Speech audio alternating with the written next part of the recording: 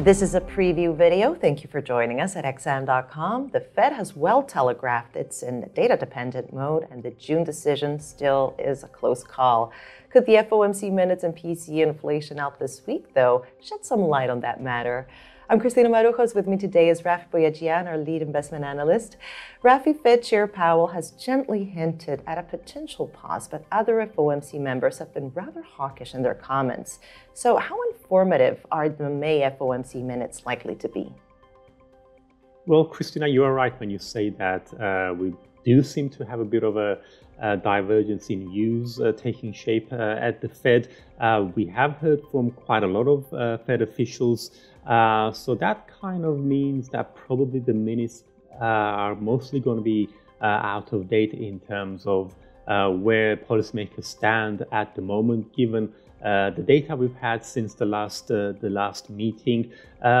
What could be interesting, though, from the minutes is basically it's one of the reasons why some FOMC members, including the Fed Chair Jerome Powell, on why they're being cautious about further rate increases is those concerns about the possibility of a credit crunch, because although the banking turmoil does appear to have settled down, we haven't had any sort of warning signs lately about another regional bank that's going to collapse. But we are seeing signs that these banks are tightening their lending standards.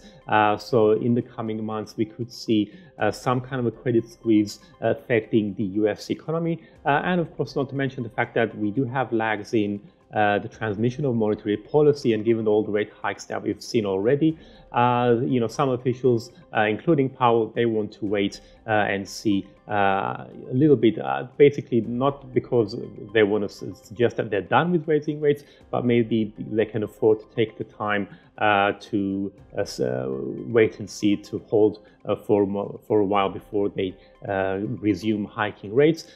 So we might see, how strong those concerns are in the minutes.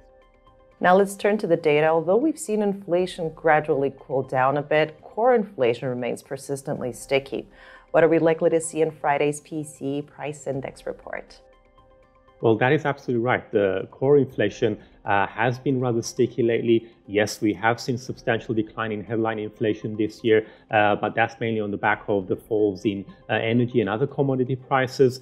So underlying inflationary pressures, they persist, and this is becoming a growing concern for central banks. If you look at the Fed in the US, the core PCE price index, that's been hovering between 4.6% 4.7% for the past few months. And unfortunately, the forecast suggests that it's going to stay unchanged at 4.6% in April.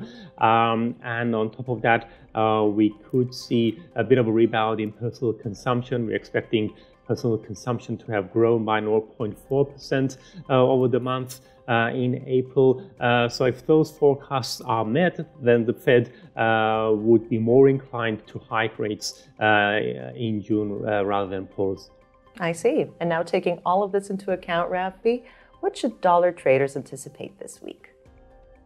Well, I think if we do get an overall solid set of numbers, I think markets are slowly coming around to the idea that we will probably see another June rate increase because of the hawkish tone coming from a lot of officials. Now, and although Powell himself was a bit more dovish, he didn't actually rule out a rate hike. So the June meeting is pretty much a live one, and we are seeing those rate hike odds for June move higher, but it's not yet fully priced in. So clearly, should we see the incoming data bolster the case for another rate hike, there's definitely scope for the US dollar to make further gains. On the other hand, given how much the US dollar has risen recently, we could also see a bit of a negative correction should the data disappoint.